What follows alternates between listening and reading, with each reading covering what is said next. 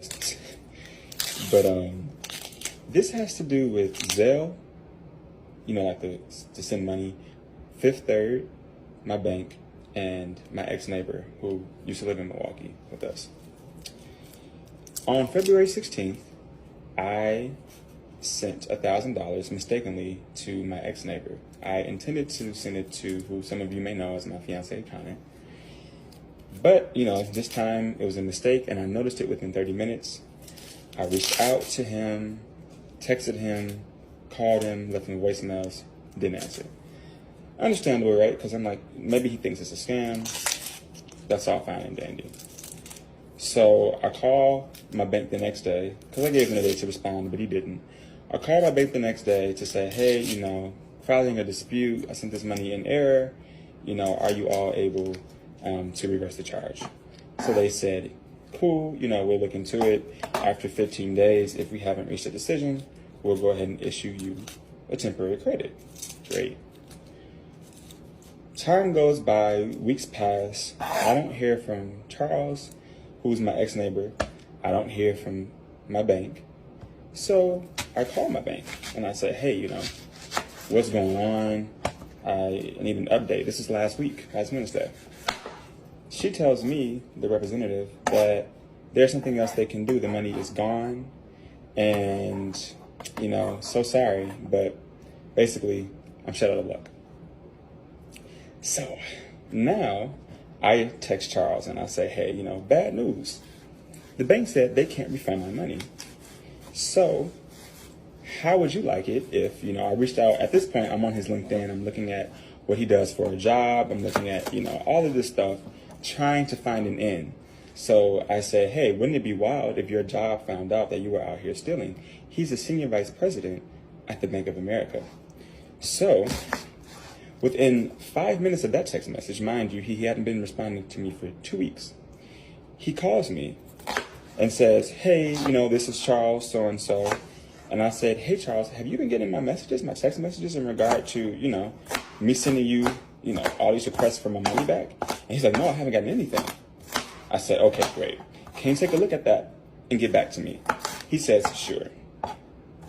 So as I'm angrily cutting this onion, I also then remember that I reached out to his ex-wife on Facebook, and I asked her for his information, his address, because at this point, I need everything that I can to file a police report. At this point, I don't know what my ends are, but I'm going through all the motions.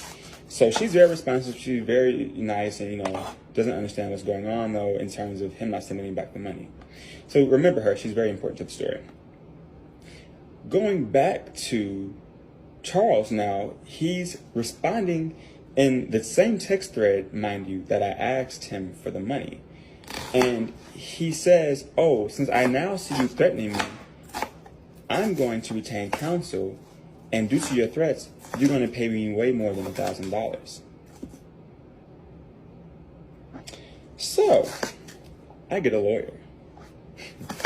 I send the lawyer all of the text messages, and all the while, the ex-wife sends me screenshots on Facebook Messenger between him and her, with him very clearly receiving the money on February 16th, acknowledging it to her, saying that, oh, I don't know what's going on. I'm going to call my bank because my accounts are frozen. So, following that, I also write a 4-page letter to my bank, and I tell my attorney that I'm writing this as a response to the Electronic Transfer Fund Act, or I think it's the Electronic Fund Transfer Act, yeah. And it's also abbreviated as the EFTA. And in this EFTA, it basically says that there are laws regulating financial institutions to refund your money if a payment is made in error by you or a payment is made unauthorized by you. So I call, as I telling you, I'm talking to my attorney about this. He's telling me it's not a great idea because it only applies to unauthorized transactions. And I'm like, whatever. I still felt in my gut that I should send this letter. So I send this letter to my bank on last Friday. On Monday, my attorney sends out the demand letter requesting the money from, Charles. And I say, great, things are in the works. This morning, I look at my bank account and the $1,000 was deposited. This is important because the money came from the bank. Charles still has not, responded to any requests for further comments about my money. And the bank refunded that money to me this morning. So don't let anybody play with you. Know your laws and regulations and how they apply. I love y'all so much.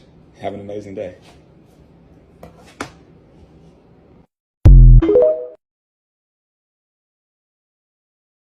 All right. Peace.